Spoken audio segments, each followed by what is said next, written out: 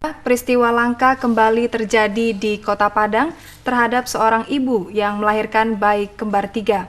Proses kelahiran bayi kembar 3 ini melalui operasi di Rumah Sakit M. Jamil Padang karena terjadi kelainan pada posisi bayi. Berikut laporan tim liputan kami. Saudara, bayi kembar 3 merupakan peristiwa yang sangat langka dan saat ini dialami oleh Ibu Reni. Gejala bayi kembar ini terdeteksi sejak kandungan berusia 1 bulan dan alasan dokter melakukan operasi karena 2 bayi melintang. Pasangan Erwin Virus dan Reni Noviasti sangat bergembira karena anak keduanya telah lahir dengan selamat. Ibu berusia 33 tahun ini melahirkan 3 bayi kembarnya melalui operasi. Sebelumnya, selama kehamilan, ia tidak merasakan kelainan atau gejala yang serius. Peristiwa langka ini selama 9 bulan langsung ditangani oleh dokter spesialis kebidanan. Persiapan yang dilakukan pihak rumah sakit sebelum dioperasi pada bagian perut dioles dengan cairan untuk mengurangi rasa sakit. Dalam istilah kedokteran, secara teknis dilakukan anestesi secara spinal. Secara teknis memang pasien ini kan tekanan darahnya tinggi, jadi dia perlu perhatian khusus. Makanya saya pilih anestesi yang tidak banyak mempengaruhi hemodinamiknya. Proses operasi berlangsung selama 15 menit dan ditangani oleh 2 dokter spesialis dibantu dengan tenaga medis lainnya. Alasan dilakukannya operasi menurut dokter spesialis kebidanan Suhaimi karena posisi bayi melintang. Selain itu, kondisi orang tua bayi juga sudah sesak bernafas dan tekanan darahnya tinggi. Akhirnya, bayi kembar 3 ini berhasil dikeluarkan dengan selamat. 2 bayi berkelamin perempuan, sedangkan 1 bayi berkelamin laki-laki. Berat bayi laki-laki 1,9 kg, berat bayi perempuan masing-masing 1,8 kg dan 1,04 kg.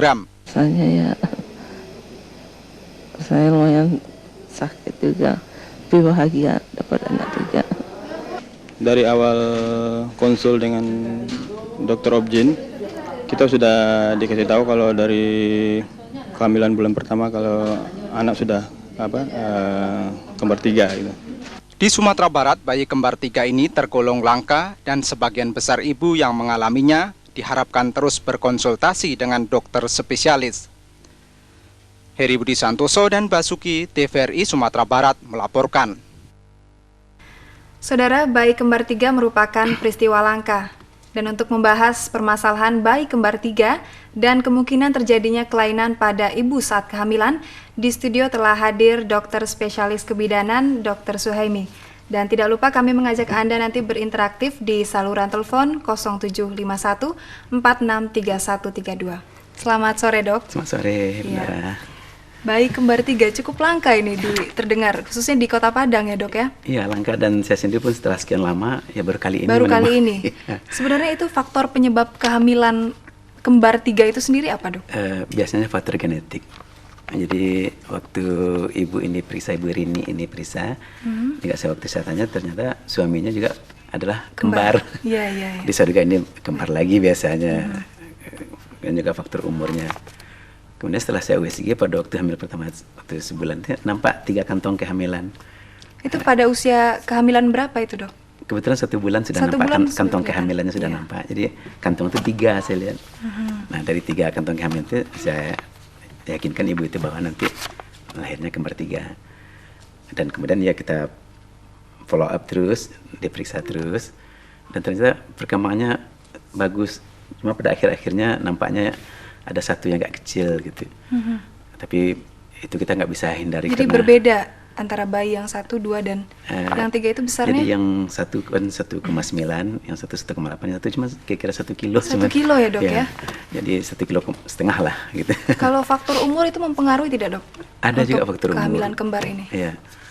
Kebanyakan kadang-kadang kalau orang sudah agak berusia lanjut, itu estrogennya rendah, akibatnya FSH-nya tinggi. Hormon FSH tinggi ini menyebabkan rangsangan folikel itu agak banyak, sehingga kadang-kadang banyak telur yang matang gitu. Iya. Nah, kalau telurnya ada 2 yang matang, sedangkan sperma itu sekali semprot itu kan sampai 250 juta. Jadi kalau 2 matang ya 2 dibuahinya. Dan pasien dokter ini dioperasi ya dok ya? Ya. Ada alasan kenapa sampai dioperasi, apa nggak bisa normal itu dok? Jadi waktu itu posisi bayinya yang dua melintang, jelas kita lihat. Kemudian yang satunya sungsang. Tambahan lagi ibu ini juga menginginkan untuk dioperasi lagi. Dan juga tensinya waktu kemarin itu sudah sampai 170 dan kakinya sembab. Jadi sudah ada keracunan kehamilan. Kalau kita biarkan terus anak ini juga perkembangan tidak akan bagus. Apalagi yang kecil itu makin kecil biasanya. Sedangkan umur kehamilan sudah cukup 9 bulan. Jadi barangkali nggak ada jalan lain, mungkin yang terbaik untuk ibu dan anak adalah Untuk mengantisipasi operasi ini sendiri apa dok? Jadi kalau misalnya letaknya bagus, kita anjurkan normal saja. Normal saja walaupun ya? 3, walaupun itu. Yang harus dilakukan oleh ibu itu apa dok? Jadi ibu itu karena bayinya 3, tentu kebutuhan bayi itu juga 3 kali lipat sebetulnya. Iya benar sekali. Tapi karena mungkin ibu itu juga makan sebanyak 3 kali lipat, jadi kita anjurkanlah dia itu banyak makan yang tinggi kalori dan tinggi protein. Karena protein itu sangat dibutuhkan. Sedangkan itu pun juga saya lihat ternyata protein yang dimakan ibu itu juga kurang begitu cukup. Terbukti kakinya bengkak. Biasanya kalau kaki bengkak itu kan karena kurang protein biasanya. Jadi perawatan kehamilan yang khususnya kembar 3 ini, ya sedikit berbeda dengan dengan kehamilan yang hanya 1 anak di dalamnya dok ya. Pertama karena 3 itu si ibunya kebanyakan kurang kalori, juga kadang-kadang kena besarnya perutnya, tambah lagi air kutubannya yang banyak, itu menyebabkan ibunya jadi sesak. Jadi sesak kadang-kadang untuk bekerja yang biasa bisa dikerjakan oleh ibu, kadang-kadang dia tidak, sehingga dia tuh harus banyak istirahat. Kemudian dia pun juga pikirannya segala macam, jangan terlalu risau. Kadang-kadang orang mengetahui anaknya 3 itu pikirnya lebih kalut lebih dahulu. Iya, tapi kebanyakan senang ya dok ya. Kebanyakan senang karena sekali dayung 2-3 terlampau. Iya, ini anak keberapa ini dok? Kebetulan yang pasien anak kedua. Itu kita. waktu operasinya berapa jam itu dok? Ya kira-kira setengah jam lah gitu. Setengah jam ya, tidak terlalu lama. Tidak terlalu lama. Itu apa ada resiko terhadap kehamilan kembar 3 itu terhadap janinnya atau ibunya itu dok? Jadi begini, kalau kembar itu otomatis dia berbagi makan. Kembar yang manapun biasanya anaknya kecil. Apalagi ini kembar 3. Jadi kembar 3 ini otomatis bayinya lebih kecil. Jadi kadang-kadang sering kita temukan antara anak itu berkompetisi pula sesama dia. Jadi kalau plasentanya ada yang 1 tapi aliran darah, plasentanya 2 tapi aliran darahnya sama, sering anak yang kuat itu mengambil darah yang lebih banyak, mengusahakan untuk dia banyak. Jadi masing-masing anak itu berbeda ya dok ya di dalam. Tapi kalau misalnya dia kembar 2, sering kadang-kadang sama ya? Misalnya.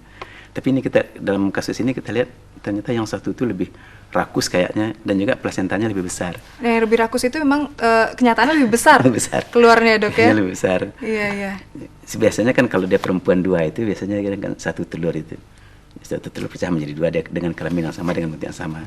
Tapi justru pada yang tadi itu kita lihat ternyata yang satunya lebih besar. Jadi kayaknya yang satunya lebih mendominir makanan segala macam, sehingga akhirnya untuk dia yang banyak kalori, akhirnya dia yang lebih besar. Iya, yang baik, kecil dok. ketinggalan. Sepertinya kita ada yang mau nelfon, dok, ada yang mau berinteraktif. Silakan. Halo, selamat sore. Terputus, dok. Bisa baik. dilanjutkan kembali. Nah, jadi dalam kompetisi itu, jadi rupanya kadang-kadang dalam waktu bayi-bayi, waktu dalam kandungan pun juga sudah ada kompetisi-kompetisi. Iya. Tidak hanya di luar ya dok ya. Karena kebutuhannya tinggi, maka diambilnya semua lupa dia bawa adiknya sebetulnya butuh juga.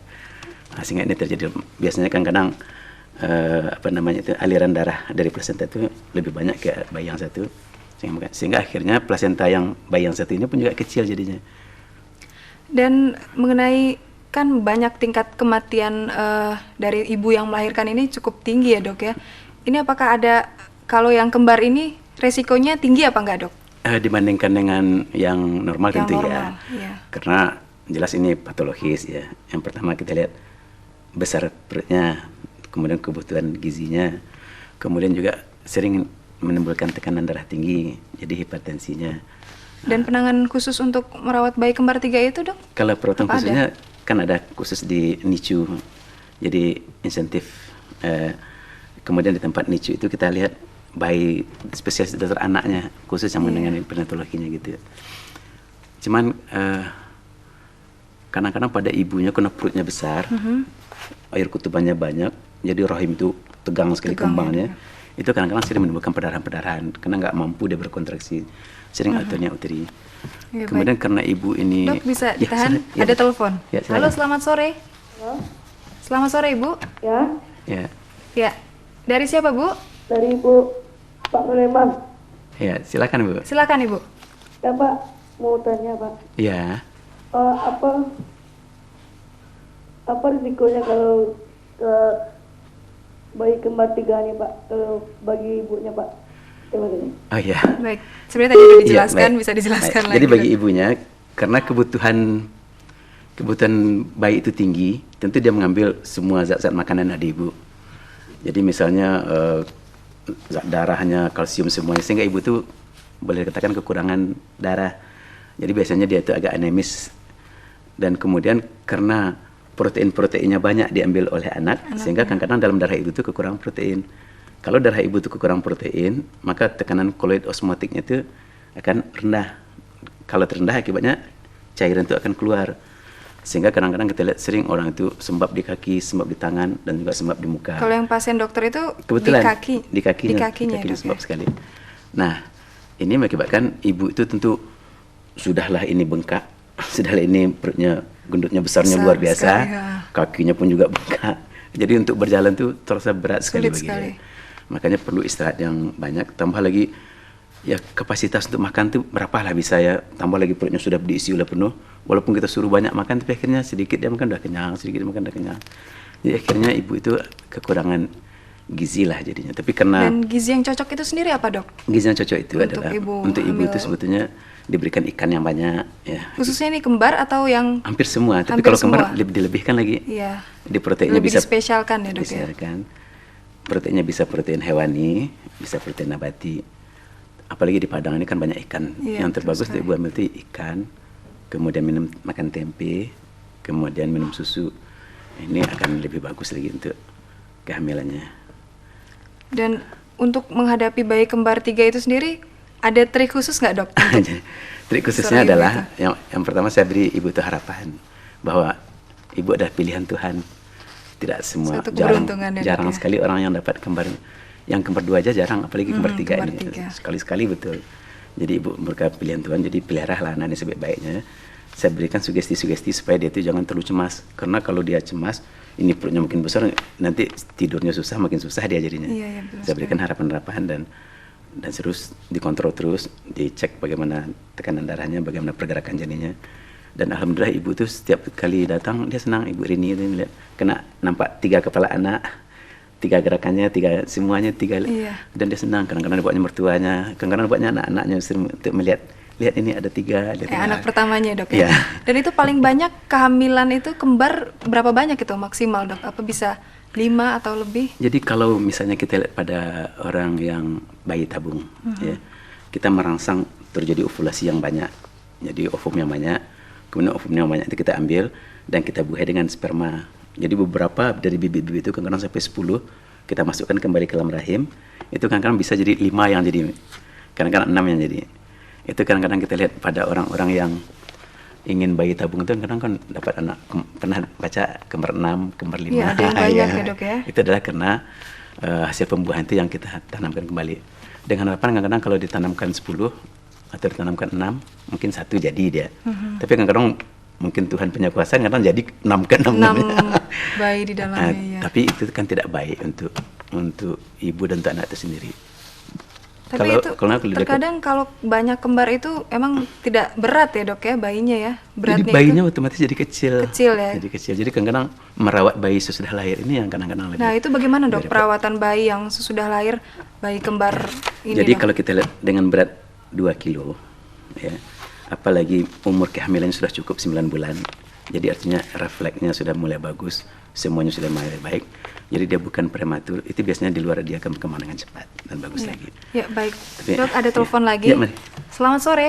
Assalamualaikum. Waalaikumsalam, Pak. Ini Pak Dokter Kasuemi di Bu Kemandu Ya, Dengan Bapak siapa, Pak? dengan Sultan Yuswar. Pak Sultan ya. ya, Ya. Silakan, Pak. Begini Pak, yuk Pak Stan. bagaimana caranya untuk mendapatkan anak kembar? Kemudian kami ini kedua belah pihak suami istri Ya. ada keturunan kembar. Ya, Kami mengidam-idamkan dari dulu, Pak. Iya. Ya, dari pihak saya, kakak saya kembar. Dari istri saya juga kembar. 3 lagi, Pak, kembarnya. Iya. Dari pihak istri. Kenapa Usianya berapa sama itu? saya dan sama saudara-saudara ini tidak ada dapat?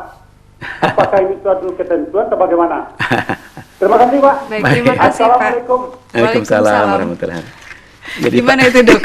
Ada yang pengen dapat kembar Iya. karena ada Jadi, genetik kembarnya. Begini Pak Sultan, ada yang dikatakan takdir kita begitu. Ya, ada orang yang sebetulnya memang keturunannya kembar, dapat dia kembar.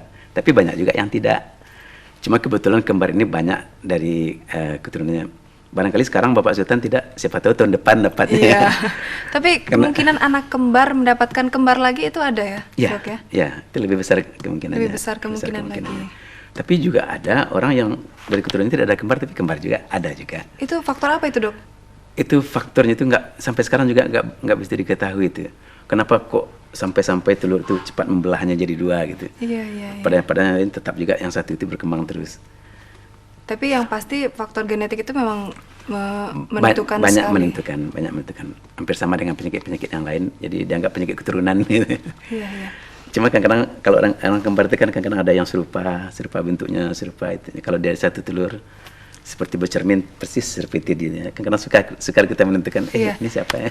Nah, yang dokter tangani ini pasiennya kembarnya cewek atau cowok? Atau Yang berbeda? pertama lahirnya cowok. Iya, Jadi iya. itu berarti 1 telur dan 1 plasentanya, dan itu lebih besar. Kemudian yang kedua cewek, yang ketiga juga cewek. Jadi berarti yang 2 ini 1 telur pula. Nah, yang faktor penyebab perbedaan kelamin di dalam janin anak ibu itu apa, Dok? Itu spermanya. Spermanya, Nah, jadi ya. mungkin spermanya itu yang memberikan wanita itu yang XX ya, itu otomatis dia akan jadi wanita. Kemudian ke telur yang satu kebetulan yang XY yang membuahi, jadilah dia pria. Tapi yang ibu ini dapat 1 laki-laki, 2 perempuan. 2 perempuan ya, Dok ya. Jadi apa namanya, sering orang kalau misalnya dapat anaknya laki-laki semua atau perempuan semua, sering menyalahkan istri. Sebetulnya enggak. Yang itu sebetulnya ketentuan dari suami. Jadi perempuan dia jadi wanita tergantung sperma suaminya sebetulnya. Iya, baik, Dok. Bapaknya. Sepertinya waktu kita terbatas. Terima kasih telah hadir di studio kami. Ya, sama-sama. Selamat sore, Dok. Selamat sore, Dora. Dan saudara, informasi lainnya dapat Anda ikuti setelah yang satu ini.